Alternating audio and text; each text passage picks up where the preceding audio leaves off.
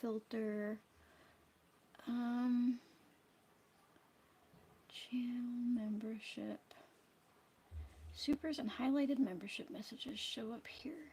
If you change filter, this filter will only show you the last 100 fan funding messages.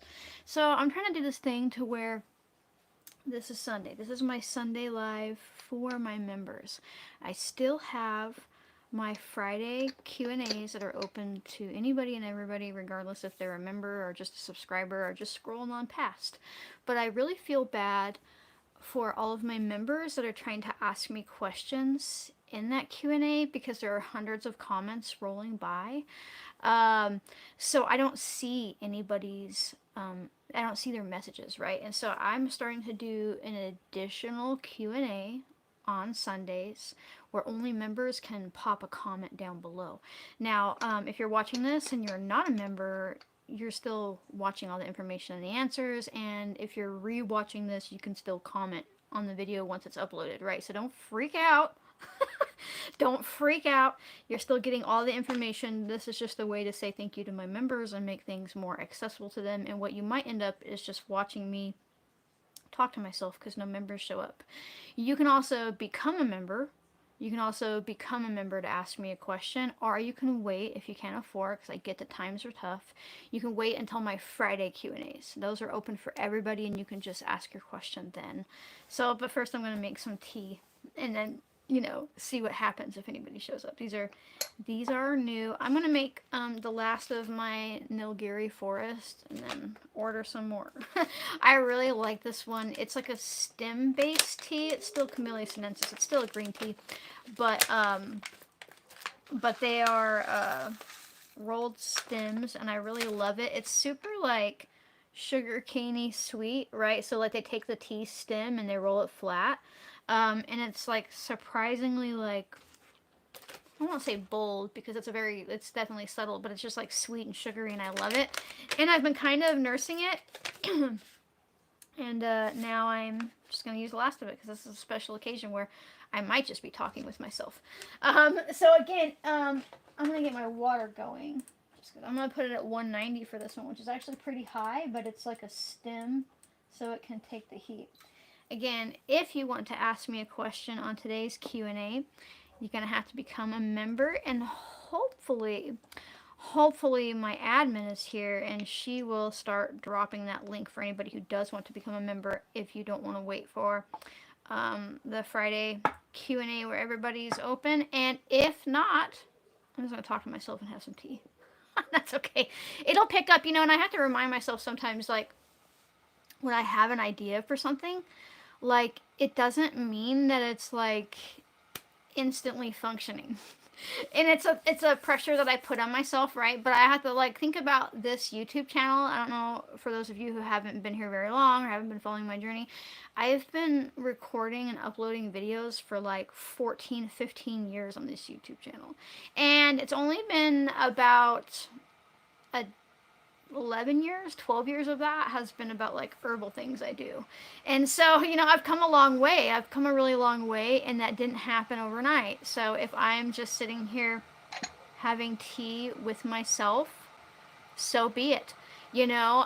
But I'm also, I also need to get better at letting people know what's happening. I mean, I know I made a post about it, but the more I talk about it, you know, and like members have access, you know, to these like, Q&A sessions, these like better moderated ones, right? And then also I'm going to start doing like a monthly draw where like I take my member names, my current member names, and I like draw, and then like whoever's name gets picked out, probably 2 a month, I will do a free 30-minute one-on-one like research consultation with them, and we'll record it and we'll upload it and we'll share it with everybody so you have the information too, because I know people want me to do consultations, but I don't know, I think that I'd rather just like, I don't know, gift the consultations, right?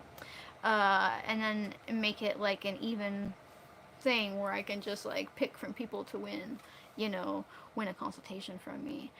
And so hopefully I did this right. I feel like usually by now there's a lot of members. So it says right here, supers and highlighted membership messages.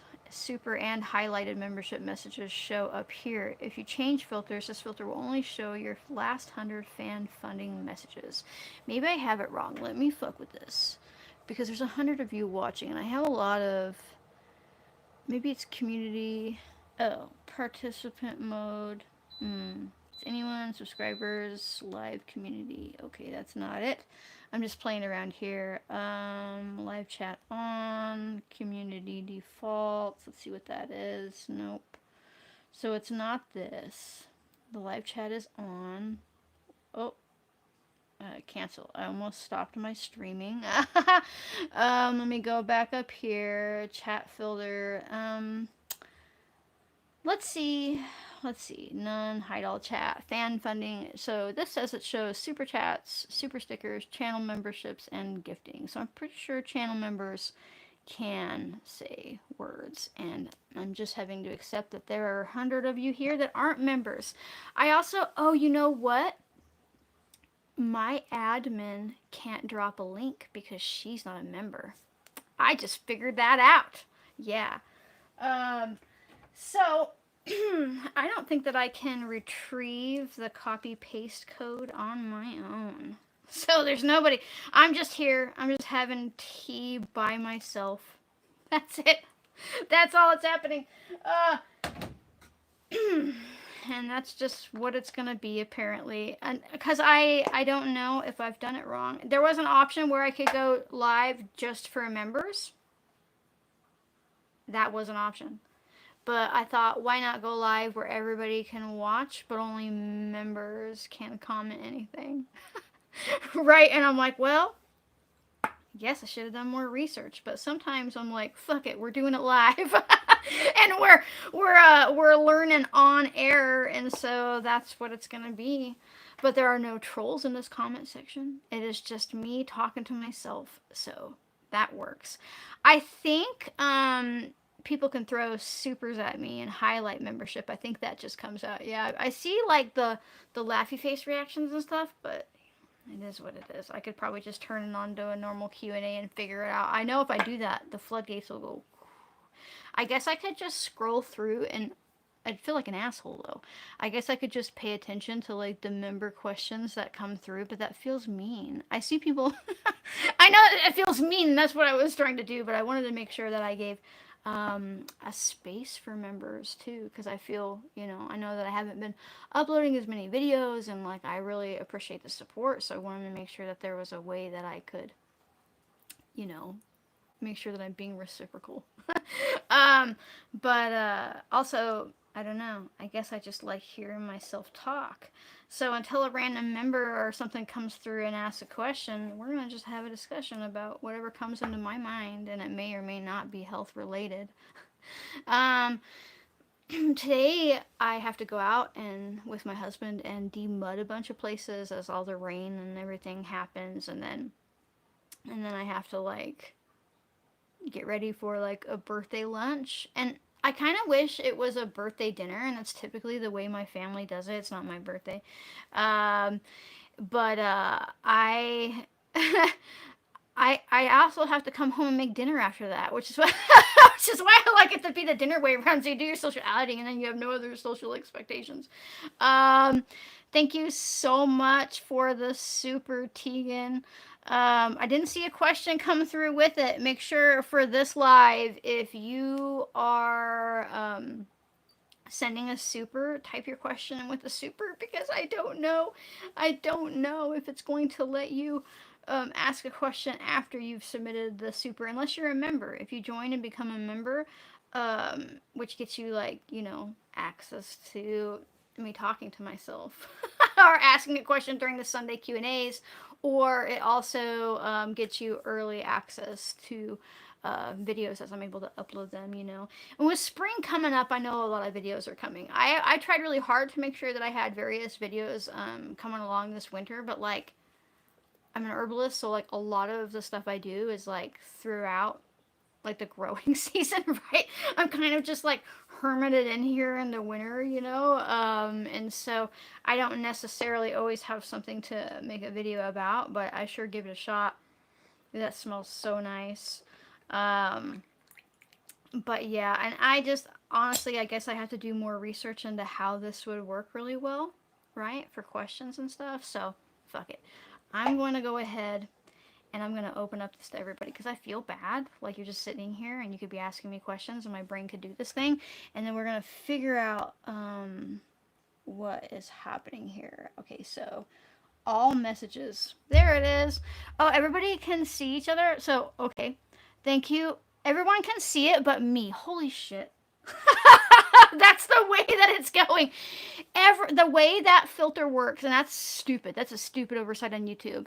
Is that the only messages I see are supers. So I can see everybody here now. I just so like okay, so let me jump back up. So here's Piper. She's a member. Let me see if I hide. Let me see. Okay, so let me just scroll back through here. Let me just start all the fuck over again like I know what I'm doing. Okay, so thank you for the super twisted Zen question. Any suggestions for a salve for muscle pain, specifically sore neck? Yeah, check out my cayenne salve video. It's super easy to make. You could add some arnica infused oil to that. Both of those would be a pretty good option. Let me scroll up and see how many fucking members were like, oh, this isn't going well. I feel okay. It didn't show me. So here is a question from a member, Tammy Plord. Probably fucked up your last name. How long have you been on? It's early and I didn't get a notification. I've only been on for 11 minutes. I jumped on a little early, admittedly, but I figured I would give people time to roll in. But then I was just talking to myself. So I'm going to go way to the top and I'm going to work my way down and I'm still just going to answer member questions. And then I'm going to figure out how to do this and probably just do members only one next week. Where it's just for members because it's stupid. I should be able to see members' questions come up on my end, but I don't. But it doesn't when I have it that way. So let me go way up there. Way up to the beginning where everyone's like, you're a moron, and I can see that you're doing this wrong. So I see all the members rolling in. Thank you. Hi. Yeah. Hi, everybody from forever ago when you started watching. Okay, so let me scroll through here. Here is a question from a member or a comment. I love your membership. More bang for your buck than you could ask for. Your free content is amazing, but these live Q&As are awesome. Yeah, this is the first members only live Q&A that I've done. And I've obviously got kinks to work out. I was sitting here, I was like, none of these people are a member. You know, but I do have to like lean way over to see all these comments because I'm scrolling through. I was hoping they would just pop back up. Okay, I'm not sure if members only was even an option. It was. I just did it wrong. I should have made it to where next week I guess I'll do it to where it's only members that see my live. Let me jump way down here. Look, all the members are like, I'm right here, subscriber's daughter. Okay, so let's see. Keep on going, keep on going. If you hit a name, you can make them a mod. Yeah, except for I couldn't actually, and I know I'm going through old comments and they're probably stacking in the bottom. I couldn't actually get anything to show. Also, that person's not my kid. They're being creepy. I'm down to Tegan giving me a super. Okay, so how long have you been on? I'm trying to catch up, right? Answered that super. Oh my god. Do you have any idea how to get rid of cholesterol fat tags above the eye? That's a good question. That's from our member Maria. You might be able to do castor oil. You might be able to do like, you can't really do a castor oil pack on your eye, but you might be able to consistently put castor oil on there. I've seen people use castor oil like successfully for removing skin tags. And so that might be something. It's probably correlated, right? I've seen people use iodine for getting rid of moles and stuff. But I'm a little hesitant about the topical iodine in that area because typically what happens is a sore develops, like if you're getting rid of like a mole or something. And I wouldn't want that to happen so close to your eye. right? Because it's, it's your brain right behind there. So I would try the castor oil, just topically, and it's not going to be instant. It'll probably take time to dissolve them. Thank you for the question, Tegan, who's also a member. How do I treat a persistent cough? Lots of mucus coming up. Have had it for 2 years. Doctor won't scan. Have had lots of black mold exposure. I would probably see if you're still in black mold exposure, right? Make sure that you're doing that. You could start working with Mullein infusion if you haven't already, Mullein capsules, Mullein tincture, but infusion would probably be really beneficial. You could also start working with something like tiger's milk mushroom. Now, a lot of people think about that for asthma, but it's also pretty good at opening up your airways. You can make like the thyme and onion like honey broth I've talked about before. I have a little short clip about it a while back, but it's pretty simple. You're just making a broth out of onion and thyme and add some honey to it once it's cooled down a bit. That might help open up the chest, but I would continue like checking your house, right? Like it's crazy how often people like leave to get rid of black mold and just move right back into a situation where it's black mold, especially if you live somewhere that it's humid, right? So that is definitely something that I would look to. And remember, this is the members only Q&A, and so if I'm skipping past your question, that's not because I don't care. I'm just trying to do something special for my members. But every Friday, I have my public Q&A for everybody. Okay, so member Dennis Atwood asks, question, any advice for Crohn's, specifically hip and joint pain? I saw this really interesting study a while back, and I may or may not be able to dig it up, but you might be able to, where they link Crohn's is actually like low-key scurvy, right? And that makes sense because if you're constantly having like bleeds or shitting yourself or however it comes out, right, like in that situation, you're losing that vitamin C. But I've seen people like that work with the high dose vitamin C protocol like resolve their Crohn's. And I would imagine that the hip pain that you're experiencing, hip and joint pain, is likely because you're deficient in vitamin C and probably glutathione as well, which is a precursor for collagen production. So if you don't have enough vitamin C in your body and you are also low on glutathione, you're not doing collagen synthesis, and then your joints and your cartilage and everything start to break down. But that also, like, when people think of when people think of it, they typically think of like collagen as like skin health, right? They want to put collagen on their skin. That's fantastic. But collagen is also like what keeps your body together, right? Like when you start dying of scurvy, which is a real fucking fear of mine because I live with like genetics that make it hard for me to absorb vitamin C, your collagen synthesis breaks down and everything, like old wounds start to open back up. But this also impacts your mucosal lining in your gut, right?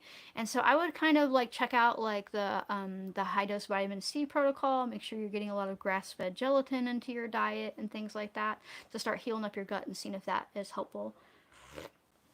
Okay, so jumping on down here. Now I'm scrolling through, so I'm sure I'm way behind on questions, but I'm trying to not miss the members. So I'm just kind of scrolling through the comments. I'm not actually um, letting them free flow. So member Saffron asks, what do you recommend for cold sores? Funny that you ask. I have one right now, and I feel like it's this big red blaring sign on my face.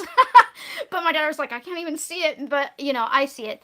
And it's the first one I've had in about 9-10 months, so I'm doing pretty good. I really like topically, you could use St. John's wort tincture, lemon balm tincture.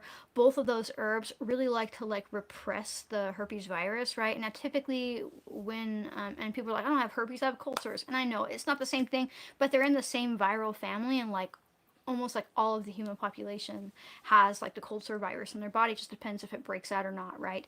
But I really like to make sure that I'm managing my stress, and I haven't been, so one jumped out, right? But I don't ever have my cold sores anymore never come to a head. It just gets this bump. By tomorrow it'll be receded, and then I'll have a little bit of maybe a scab or dry skin that will come off, so it never comes to a head with all the like the liquid inside of it, right? But St. John's wort oil topically also works. Now you can use St. John's wort internally if you're not on medications. It's not that St. John's wort interacts with medication so much as St. John's wort really speeds up your liver's capacity to filter out toxins from your body, and it looks at pharmaceuticals as toxins. And so, like, if you're on, like, let's say, birth control or depression meds or high blood pressure meds or whatever else the pharma's got you on, right, you can end up, like, shitting those out faster than you're supposed to, and then the levels in your bloodstream drop, and then you have a reaction. They're like, oh my god, St. John's wort caused a reaction. The only caveat is it can interact with mental health medication that increases your serotonin, because St. John's wort actually increases serotonin, and you can end up with serotonin syndrome. But that's the same for like ashwagandha and other things like that typically. Okay, so thank you so much for becoming a member, Twisted Zen. Thank you so much for becoming a member, Dee Dee Johnson. Saffron asked, question, what do you recommend for cold sores? I think I just answered that one, but you guys are probably repeating them, which makes sense. Somebody loves that I'm human. That's a good thing, because I don't have the fucking effort to not be a human. Right? I don't have the effort. I don't know how people do it. Like, I mask enough in life, just in general, like, to exist with my neurodiversity, but, like, I can't mask being a human, because I'm like, I think I'd have a break. I would snap. I think I would if I was like, hello, I am completely, perfectly put together human who always has everything figured out and has all the answers. I'm like, no, I fuck shit up on a daily basis. Um, so a subscriber will see my live shows. You're seeing it right now. It's just that this is the Sunday Q&A. This is a Sunday Q&A for members. On Friday, I would just be answering these questions rapid fire as they come along, but I'm digging through for member questions.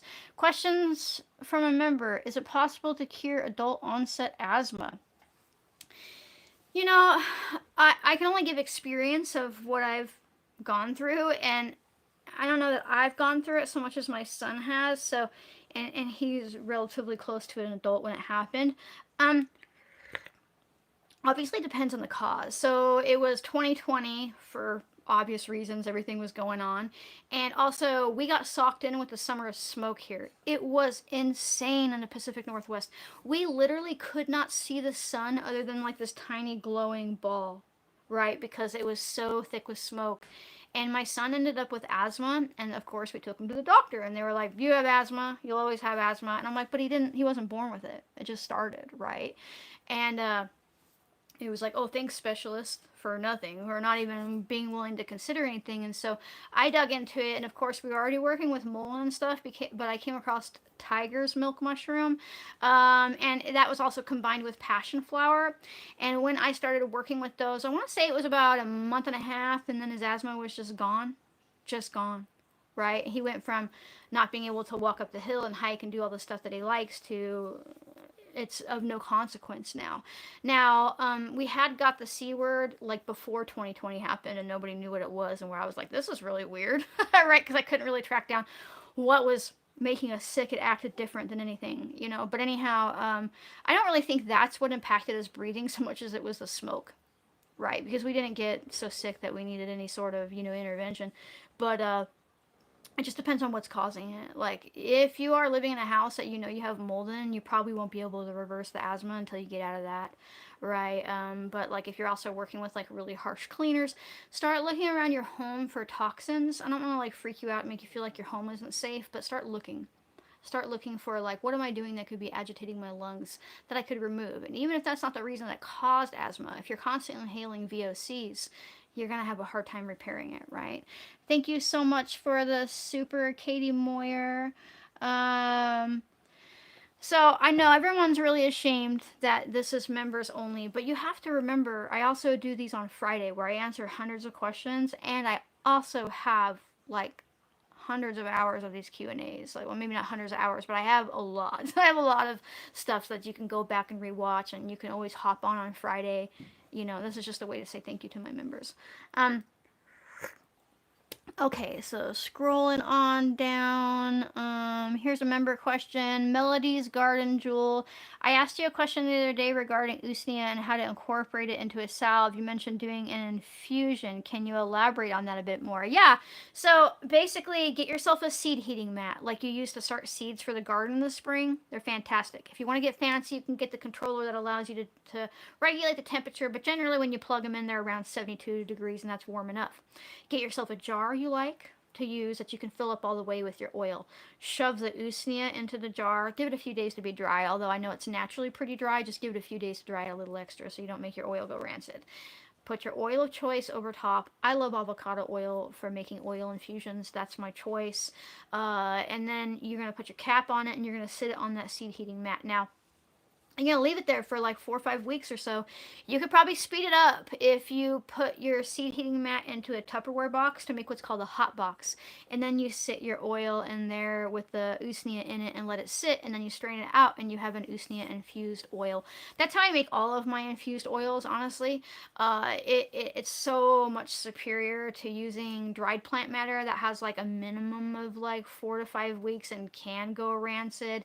And then you're not actually getting any of the water soluble properties because water and oil don't go together scientifically, so you're just increasing your risk. But you can actually go longer and warmer than with dried plant matter, so it really increases the potency. I actually have a book on it in my Common Ways for Common People, my like oil infusion book. I dive deep into all this stuff. Okay, so scrolling on down. Um, Carisha Yeager said, "Who did you do your MTHFR through?" I actually ended up seeing a functional medicine doctor, and he threw that at me to let me know that I had it. But if anybody's ever had an ancestry test or any sort of test like that, doesn't have to be for the company Ancestry, you can download your raw data pack and upload it to something called selfdecode.com. And they'll tell you all kinds of stuff about yourself. Now, it's only 1% of your DNA, but it's enough to catch the MTHR, the motherfucker mutation. That's what it is. MTHFR. Sometimes my brain moves faster than my mouth.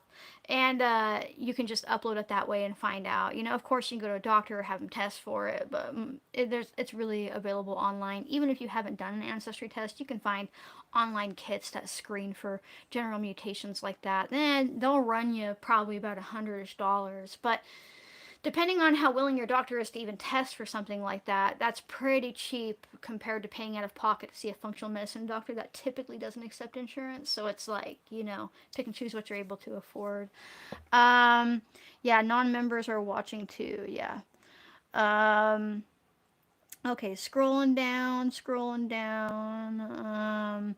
Thank you so much for becoming a member, Katie Moyer. Thank you so much for the super, Stephanie P. Going on down here. Thank you so much for becoming a member, NC. Want to find me a member. There we go. Piper asks, I take vitamin C and lysine to ward off cold sores and breakout from lupus. Do you have any thoughts on this? You know, yeah, it's not bad. The only thing that I don't like is taking amino acids in an isolated form like that. So, like, you're taking lysine, right? But it might also be, like, repressing, like, your taurine or other things like that because nature doesn't exist singularly, right? So, I would, like, consider working with an amino acid blend or just eating grass fed gelatin, which would support your immune system far better than just taking an isolated amino acid. So I have a question from Dee Dee Johnson. Question: what are the best bones to boil to make bone broth? It's really a preference, right? Um, I like using beef a lot just because it becomes way more gelatinous, and I also find that chicken works really well too. I don't know that I really care for like pork bone broth, but I've only tried it the once, and it was more lardy than it was gelatinous, which tells me that I'm not getting the gelatin that I'm wanting out of it. But you can also mix and match, and of course, turkey's fantastic, right? Turkey bone broth after Thanksgiving is just like a given, right? I usually make it and then just turn it into turkey noodle soup, and we're all just eating like bone broth soup, basically, you know. Um, okay, so thank you so much for the question, Melissa Welsh. Question: can you talk again about how you cured your tinnitus? Yeah, without taking up all of the time. In a nutshell, I waited forever to go see a specialist because my tinnitus had become so loud that I couldn't fucking hear. It was like not just annoying, but it was like I was like, "What?" Right? And they made me go to an ear specialist first, for a hearing test. I found out that the lady was like, "This is weird." She was like, "You've gone deaf in your right ear, but you've gone deaf to normal hearing levels." And I was like, "What?" And she was like, "Well, in your left ear, you're hearing things that only dogs can hear. In your right ear, you're hearing down to like a normal human baseline." So she's like, "You've gone deaf, but you're not deaf." And so that was weird. And I went to him and I waited months to see this guy. I walked in there and he was like, "You have tinnitus. Here's a pamphlet. You can go to these websites. It makes a sound that makes it not as bad to hear." I'm like, "What?" I tried to talk to him about when it first started. I woke up in the middle of the night drenched in sweat, and I actually woke up because the ringing was so loud. I now realize, and I realized later, I'm like, that's not right. I started digging and digging and digging after I literally talked to him for 10 minutes. That was it. And he was just done. I'm like, dude, retire already. You hate your job. Right? You're not helping anybody. You're just handing out pamphlets and then charging my insurance a shit ton of money. Right? Jeez. And so I ended up doing a home based, not a home based, I ordered a test kit they send to your house. Right? And I checked spit for cortisol levels. Now, your blood test is really pretty inaccurate because you're already nervous when you go there. It's only the morning, but your cortisol works like it's highest in the morning and then it goes down and it works on a rhythm, right? And I discovered that I had HPA axis dysfunction and it had flipped. I had almost no cortisol in my body in the morning and dangerously high, like, adrenal crisis levels at night. And so I started eating. That was super important, right? I started eating. I started working with low dose cyproheptadine, which is just an old school antihistamine. It's really old. It's been around for a long time. And nowadays, they usually use it to encourage eating. It makes you hungry. But what I really like about this first class, it's like there's the first gen, second, third, fourth. We're in the fourth gen with like things like Claritin and stuff. Is that it actually modulates cortisol. And so I had HPA axis dysfunction, and they were like, it's going to take you years to recover from this. Right? My cortisol levels were stabilized in 4 months, and my tinnitus went away. All right, and a big part of it was just like making sure that I was eating, because not eating is a huge stress on your body, and like taking care of myself and like changing things. And of course, I work with herbs, but honestly, herbs weren't touching it. It was so bad that I needed a different intervention. So that's kind of how that happened for me. You do have to get a prescription for cyproheptadine, but it's an allergy med, so you can typically get it online through one of those like ask a doctor chats, things like that. Okay, I think Saffron, a member, has a question. Any ideas on why night shift causes weight gain? I don't eat excessively. Could it just be cortisol? Absolutely. You answered your own question. It's really, really fucking stressful to work night shift, right? So the way your body is designed, because we're not nocturnal animals, is in the morning, your cortisol's high, and then throughout the day it lowers. But there's this really crazy thing that happens from evolution. After 10 o'clock at night, your body assumes you're in danger if you're not sleeping, because our ancestors would have been like sleeping in trees or caves or whatever when it's dark. And so if you are awake past 10 o'clock, your cortisol starts directly opposing your melatonin. So like as your cortisol drops in the evening, like as you're getting sleepy, that's because your cortisol is lowering, and then your melatonin is naturally rising, right?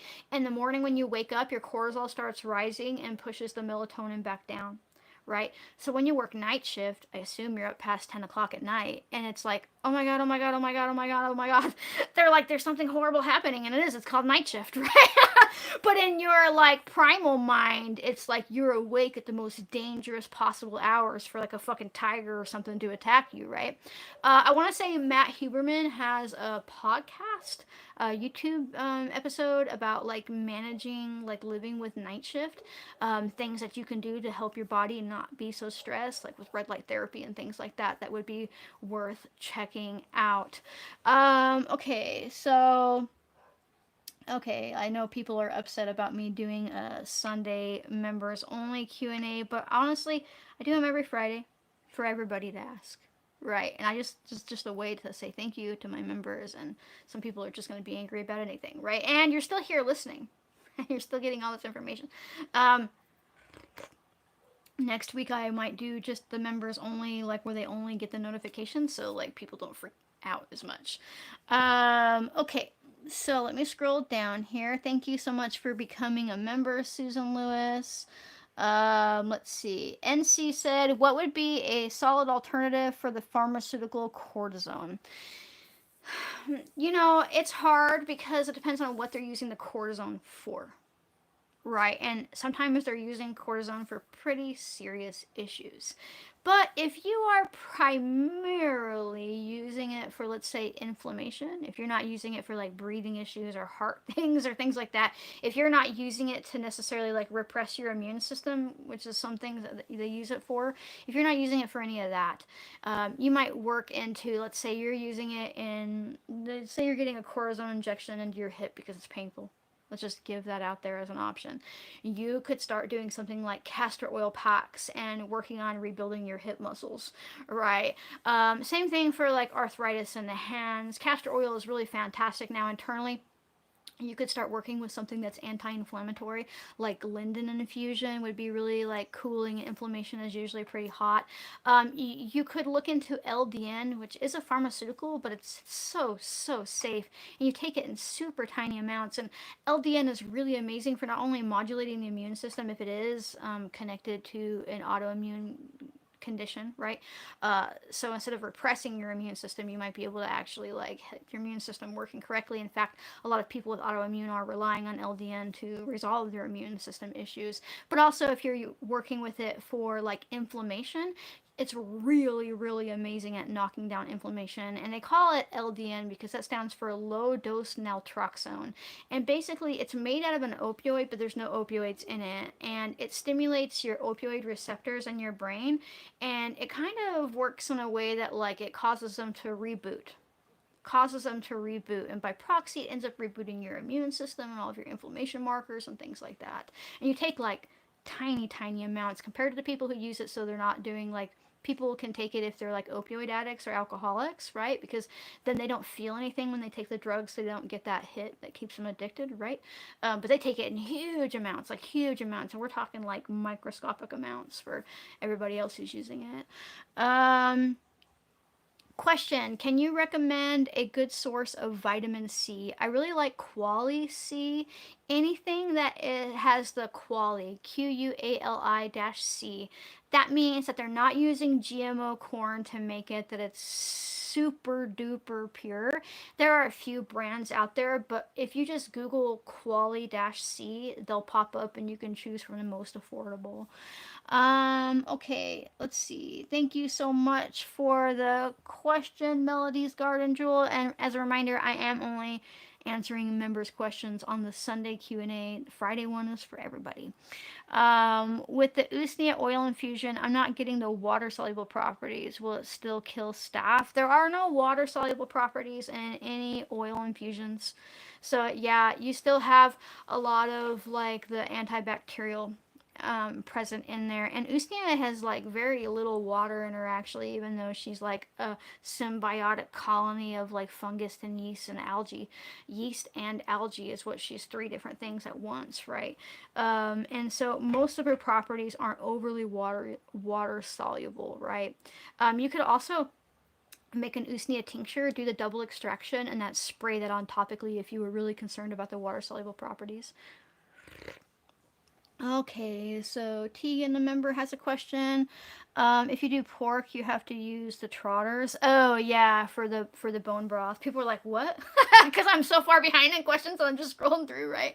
Yeah, you would have to use like anything that was more gelatinous, right? Like you know, when you're using bone broth, like joints will always make a better broth than just like bones, and I should have mentioned that. Yeah. Um, Okay, so a question from member Pondering Amanda. I was just diagnosed with intracranial hypertension. Any ideas? And so I assume that means you have like pressure in your brain. Just going on a fly here, assume that's what that means. Um, I'm not going to pretend like I've had any experience with that, but usually Usually when there's pressure or something going on in the brain, it makes me wonder what's happening in your spine. What's going on with your neck? Have you ever had your neck worked on, like by like a really competent, like either a chiropractor, massage therapist, acupuncture? Usually when there's something happening in the brain, whether it's headaches or pressure or things like that, I kind of wonder what's happening with the neck. And then my brain also wonders what's your B12 level like. Right. Like there are a lot of things like B12 and B1 are two types of B vitamins that when we are deficient in them, our brain absolutely suffers. And remember, you need to test these levels before you supplement because if you're already supplementing, the test won't be accurate. And getting a urine based test for the B12, like an MMA methylmalonic acid test, a urine test, is a little bit more accurate than a blood serum because the blood serum doesn't actually show what's active, it just shows it a whole. So let's say they're like, ooh, good job, your B12 levels are 400. And you're like, cool, but turns out that only 50 of that was active and I'm actually really deficient. But a urine test is a little more accurate. But those are things that, I don't know, pop into my mind to check into, to see if it's something physical or something nutrition related. Um, Okay, question from member Katie Moyer. You, darling April, are my most respected herbal consultant on YouTube. I was raised by an herbalist and have practiced myself through my 74 years. Well, thank you so much. It means a lot to me. I don't take it for granted, you guys. Like, it really means a lot to me that you guys, like, trust me. It's, like, super humbling. It's kind of, like, overwhelming at times, too, because I am a human and I do my best, and, like, sometimes I have no idea what you just asked me about, but I'll try. I'll try to give you something to look through, and that's really the best that I can do. Question. I know to avoid rancid seed oils, but any other tips for helping with inflammation? Of course, there are herbs that we can take in, right? Like, I really like linden for inflammation. I also think elderberry is overlooked for inflammation, right? Discovering if we have a leaky gut is really good because, like, if you're eating foods and you're like, if you have like a lot of allergies, you probably don't actually have a lot of allergies. It's just that the food is getting where it's not supposed to be in your body and then it causes reactions, right? So, working on your gut health is always good for healing inflammation, right? And you can do that with, probably gonna guess, homemade milk kefir, right? Your homemade fermented foods. You could also do water kefir. You could do some kombucha, but honestly, the Cadillac out of all those is homemade milk kefir. The stuff from the store is fake. Fake, fake, fake. But if you start supporting your digestive health, your inflammation markers will come down by proxy. If you have gut health issues, it'll start healing it up. And just, I know we're missing so many beneficial bacteria in our body. And honestly, the probiotics in the capsule are worthless. They're not alive. Right. If you stop taking them, they stop working. They don't have the capacity to colonize your gut the way that living foods do. And they're super, super expensive. Right? You're just shitting a lot of them out, right? And they don't make it to your lower intestine unless they have one of those special capsules. But those are also kind of toxic because they have carrageenan in them, which turns into an endotoxin substance in our gut. And it's just make homemade milk kefir. Straight up. Okay, so let me scroll down here. Thank you for becoming a member, Aaron Chandler. Saffron, the member, asks, what are your thoughts on liposomal vitamin C? If you need, my brain lost a word. Here we go. It's not been shown to increase vitamin C levels in any different way. And I say that as choline. There it is. If you need more choline in your diet, thank you, brain. If you need more choline in your diet, like you're not eating enough eggs, by all means. But it actually can't bypass your gut in any way. There are two ways that you uptake vitamin C through your stomach. That is through your SVC pathways, which are your sodium pathways, and your GLUT pathways, which are like your glucose pathways, right? Interestingly enough, the glucose pathways, it takes up like a type of vitamin C that exists inside of meat, right? But you can't have any other glucose. Like you can't eat meat with some fruit because then it blocks it because it obviously prioritizes uptaking the glucose over the vitamin C. And the other way is through your sodium pathway. There's not some super secret way that fat-bound, choline-bound, liposomal vitamin C can get into your system. it can't trick it in taking it through your fat pathways. Null, void. And I say that as a person who discovered that I have mutations in both of my pathways, so I like live like as a pirate genetically. I mean, like I have scurvy genetically, and so I have to take in large amounts of vitamin C because from the food it just doesn't get through. I'm like having to like shoot at this with huge amounts so a little bit gets through, right? And liposomal vitamin C did absolutely nothing for me. And so I started looking into it and I'm like, oh, but what it can do is make your choline levels really high. And choline is a nutrition that we need, but it's fat soluble. That means we only need so much of it and it becomes toxic. So if you are a person who lives with like really anxiousness and especially tendencies to have OCD, if you're living with like intrusive thoughts, constantly washing your hands, there's all types of way like that OCD can present itself, right? I would not suggest taking liposomal vitamin C because choline has been shown in high amounts to make your OCD much, much worse. In fact, I'm a person who lives with OCD. And so when I was like, what is happening here? Why is it so bad internally right now? And so I started looking into it. I'm like, it's the choline. It's the choline, right? Okay, so I feel that way about most liposomal vitamins, unless it's a vitamin that's specifically going through a fat based pathway, unless it's being absorbed by your bile and shunted back up into your liver and into your bloodstream. Liposomal is pointless. Um, Okay, so question. Do you have any recommendations for low circulation in the legs? Usually it's accompanied by molted skin and deep muscle bone pain. Man, that could be from so many things, like nutrition wise, right?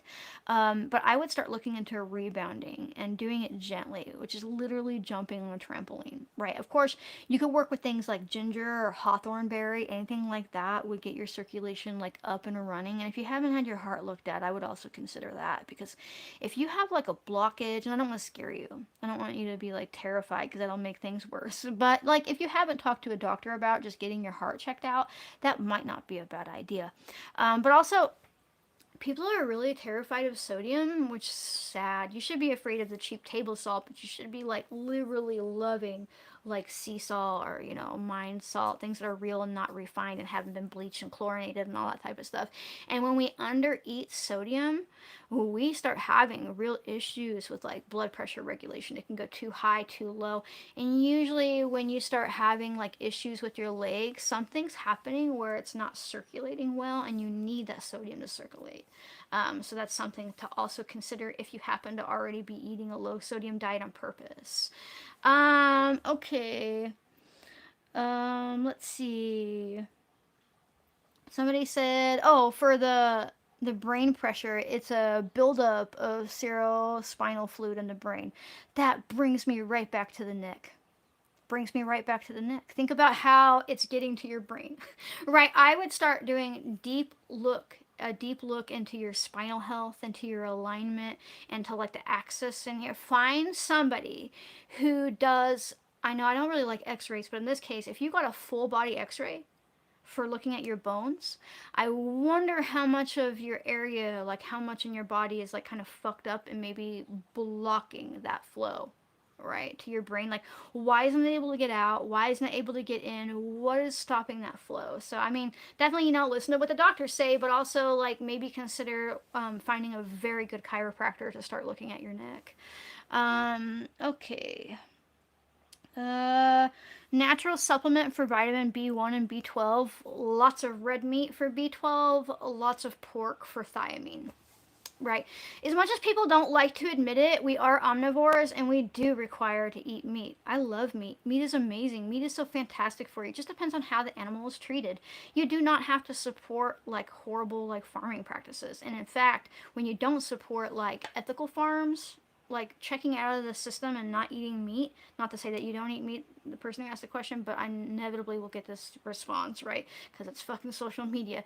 You actually end up supporting like feedlots, because when the small farm goes under, when the small ranch goes under because you're not buying their beef or their pork or their chicken or what have you, what happens is the big corporations move in and take over, and then nothing's left besides animals being treated horribly, you know. And so you could also take like liver supplements as well. You could take like just an organ blend based supplement if you have a hard time eating meat in general.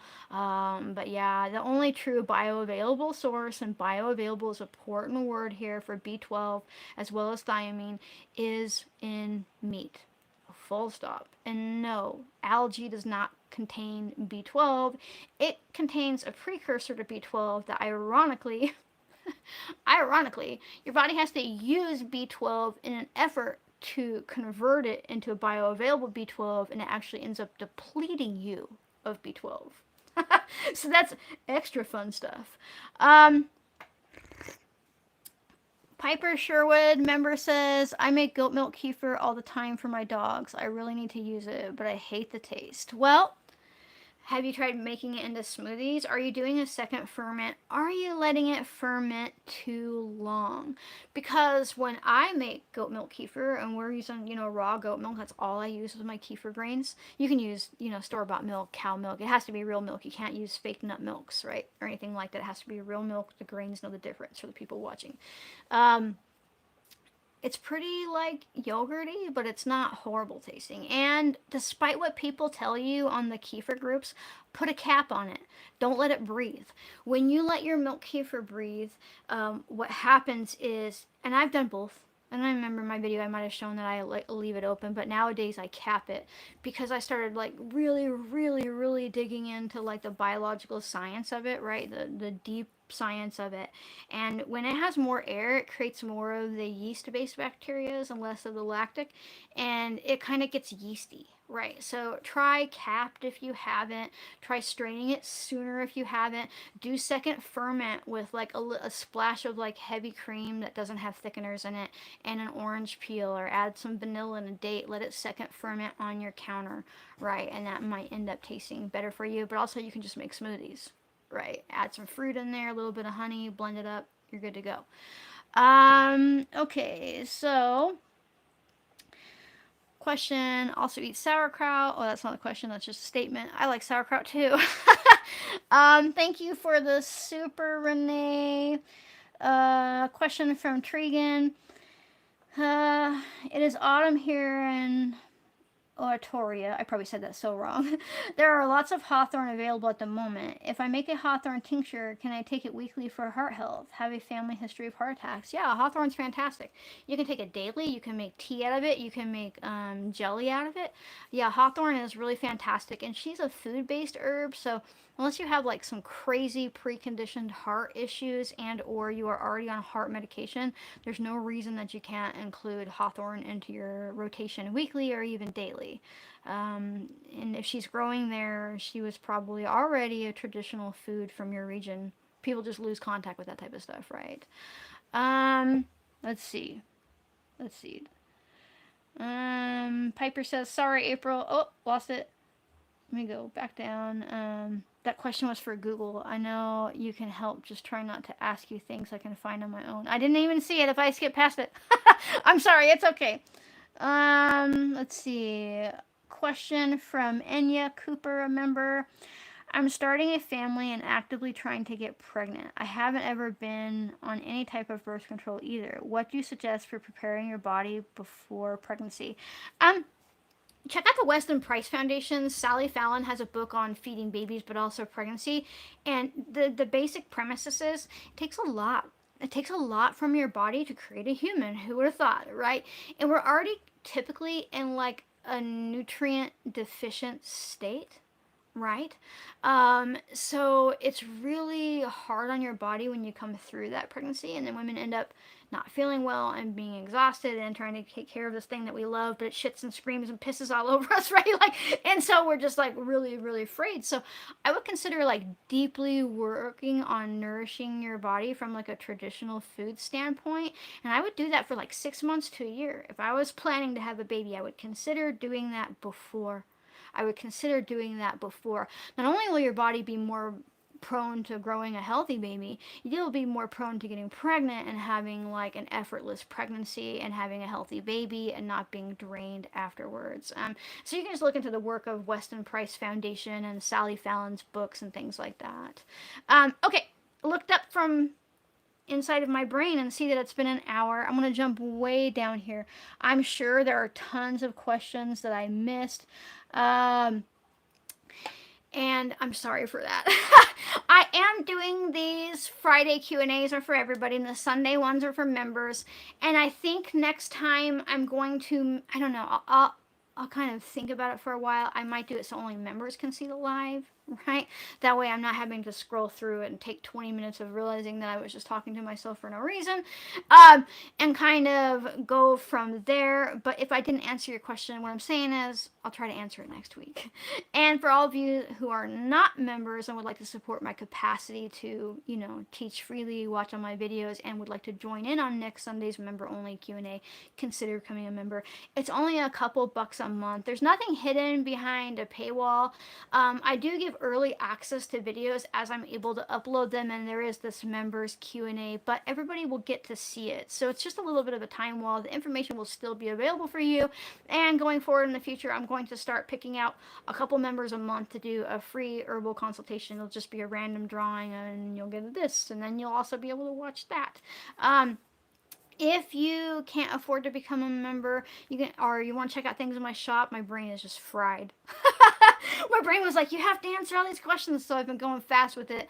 You can also check out my shop. There's all kinds of things there. I've got my books. I've got my Synergism capsules. There's something for everybody. You can use the one-time code TEATIME, TEATIME, to save 10% off of anything you like. Make sure that you like, comment, share, subscribe, turn on notifications. Sharing is super important because it helps other people realize they can take their health back into their own hands. If they're smart enough to do this, it helps get my work out there. It tells the algorithm that I'm worthwhile and all that kind of stuff. So I will see everybody on Friday for my next open to everybody Q&A, and then I will see everybody the next Sunday after that for the members only Q&A. So thanks for struggling through this with me. And I will see you next time, folks. Bye.